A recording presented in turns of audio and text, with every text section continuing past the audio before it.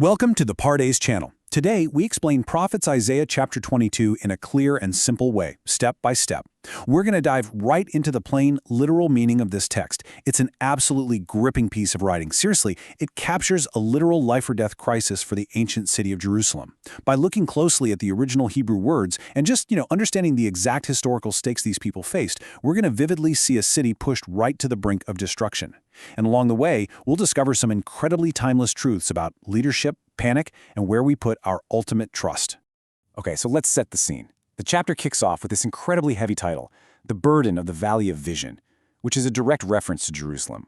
Verses 1 through 6, they paint a picture of just absolute chaos. The prophet Isaiah is literally asking the city, "What aileth thee now, that thou art wholly gone up to the housetops?"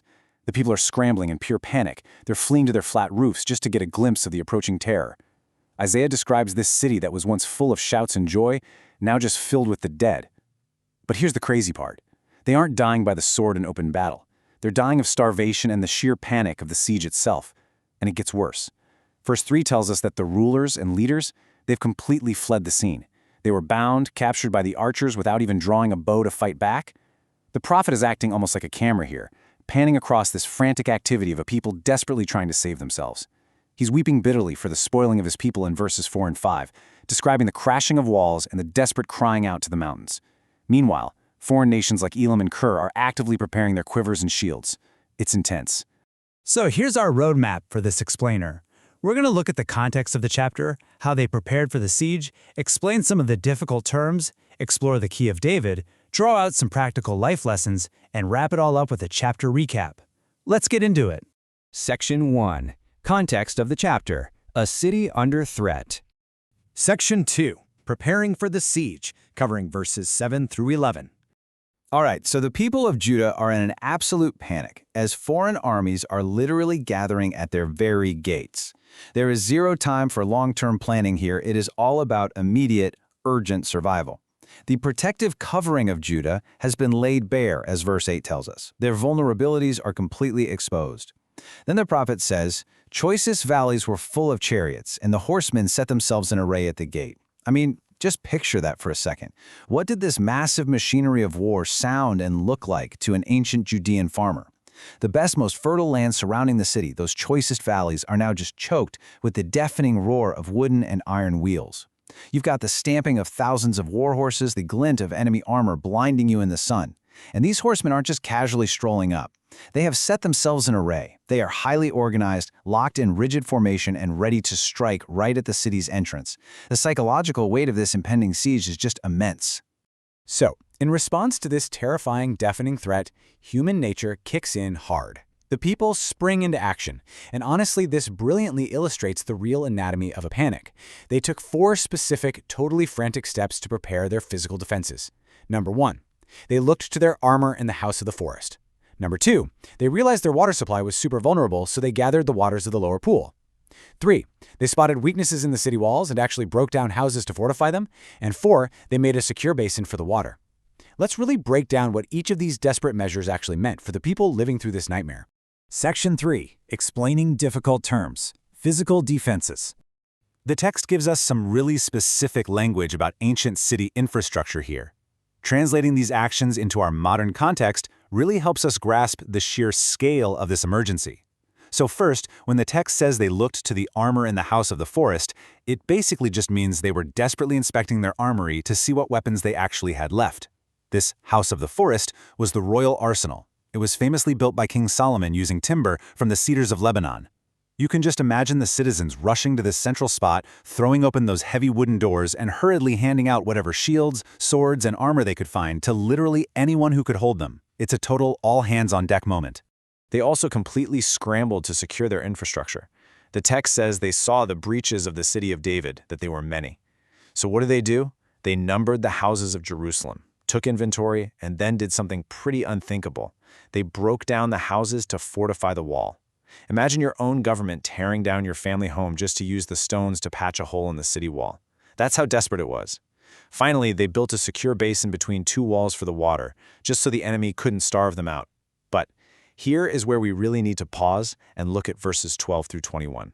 Because after all these physical preparations, God actually calls the people to weep. to mourn, and to repent. But instead of turning to God, what do? Verses 12 to 14 tell us they throw rooftop parties. They slaughter oxen and kill sheep, literally saying, "Let us eat and drink, for tomorrow we die." They become completely fatalistic. And because of this total lack of faith, the prophet pivots in verses 15 through 21 to call out a highly corrupt official named Shebna, who is in charge of the palace. Isaiah basically tells Shebna he is going to be violently tossed away into a foreign land, entirely stripped of his glorious chariots. And God announces that he is going to replace Shebna with a faithful servant named Eliakim. This perfectly sets up the dramatic shift in authority that we see next. Section 4. The Key of David, verses 22 to 25. Let's see how this all builds up.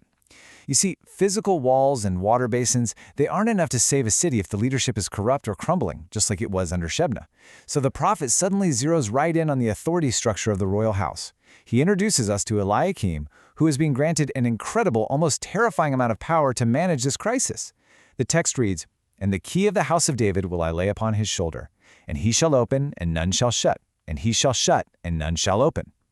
Now, what's really fascinating here is the physical imagery.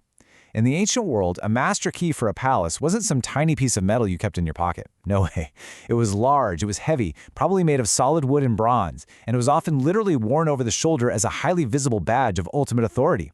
Eliakim now has absolute administrative control over the royal estate. His decisions are completely final. If he opens a door of opportunity or policy, nobody can override him and shut it. And if he shuts it, no one can force it open. Section 5. Explaining difficult terms. The metaphor of the peg. This absolute authority given to Eliakim is further described in verse 23, using this super fascinating physical metaphor. The prophet shifts from the image of a heavy key on a shoulder to an architectural feature of an ancient house. This explains the sheer weight of responsibility this new leader is about to carry. The text describes him being fastened like a peg in a sure place, becoming a glorious seat of honor for his entire family. It says, "And I will fasten him as a peg in a sure place." He isn't just handed authority, he is established firmly. He's deeply rooted. And because he is so incredibly reliable, he becomes a throne of honor, actively elevating the status and the safety of absolutely everyone connected to him. So what exactly does this peg mean? Well, this peg represents a deeply secure, highly reliable foundation that can hold a tremendous amount of burden without giving way. Think about it. In ancient Judean homes, a peg driven deeply into a solid stone wall was absolutely essential. You couldn't just leave things on the dirt floor. You hung your valuables, your heavy cooking tools, your everyday items directly on this peg. Now, if the peg is loose or driven into weak mortar, everything falls and shatters. Disaster. But a peg in a short place, that's a leader who is completely unwavering, someone the entire society can confidently hang their hopes on without any fear of collapse. Verse 24 goes on to explain that all the glory of his father's house, represented by everything from small cups to large heavy flagons, will hang entirely upon this single secure peg.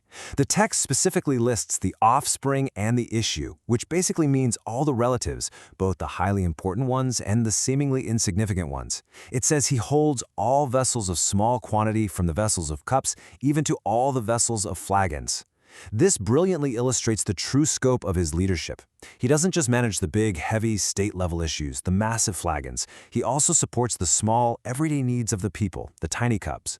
Every single detail of the kingdom's survival and administration is resting entirely on his stability. So what does all of this mean for us today? We're looking at an ancient city building walls, terrified citizens throwing fatalistic rooftop parties, and a leader acting as a secure peg.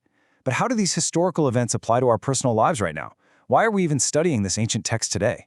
We've walked through the plain meaning of the events. An army approaches, a city completely panics, walls are fortified with the literal rubble of family homes, and a new administrator named Eliakim is given total authority to hold society together.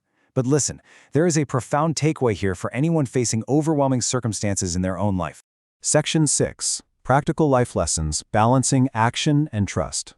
The simple, practical lesson from this explainer is all about understanding what we truly rely on when trouble or crisis comes knocking. When the chariots are at your gates, whether that's a sudden health crisis, a financial disaster, or a really deep personal struggle, what is your immediate reaction? Do you just start frantically knocking down houses to build walls? Or do you look for the secure peg to hang your trust upon? Look, physical preparations, like securing our resources, are totally necessary, but they are ultimately insufficient if we don't have a secure spiritual foundation to hang our hopes on. The tragic flaw of the people in this chapter wasn't that they built a water basin or checked their armory. Taking practical action is a good thing. The problem was their focus and their fatalism. They trusted the armor. They trusted the lower pool. They threw parties saying, "Tomorrow we die," instead of repenting and turning to their maker. But a physical wall will always, eventually, have a breach. The real lesson here is that all our frantic preparations mean absolutely nothing if our ultimate trust isn't hung on the true, unshakable peg. Section 7, Chapter Recap. Let's do a quick recap of the step-by-step journey we just took through these verses in Isaiah 22. We've covered a lot of ground today, moving from the physical geography of ancient warfare to the deep, heavy responsibilities of leadership. We saw the absolute panic of the siege in the Valley of Vision, with leaders fleeing without even drawing a bow. We started with that terrifying visual of the choicest valleys completely filled with enemy chariots. We watched the citizens scramble to secure their weapons, their water, and their walls, while tragically throwing fatalistic rooftop parties instead of turning to God. Then, we saw the incredible weight of leadership taken away from the corrupt Shebna and placed squarely on Eliakim. He was holding the key of David, acting as a secure peg holding up both the smallest cups and the largest flagons of the entire society. But as we reach verse 25, the text leaves us on an incredibly powerful final note. It reminds us that no matter the physical preparations, the Lord of hosts always has the final word. The prophet says, "In that day, saith the Lord of hosts, shall the peg that is fastened in a sure place be removed, and be cut down and fall, and the burden that was upon it shall be cut off, for the Lord hath spoken it." This serves as a stark, sobering reminder. Even the most secure human peg, like Eliakim, even the thickest stone wall, is subject to the ultimate authority of the Creator. If we put our absolute faith only in human leaders or physical defenses, we might just find that even the surest peg can eventually give way. All earthly authority is totally temporary compared to the divine. Before we go, I want you to really ask yourself, who or what are you hanging the heavy weight of your life on today? Thank you for learning with us. If this helps you understand the chapter better, like, subscribe, and join us for the next chapter.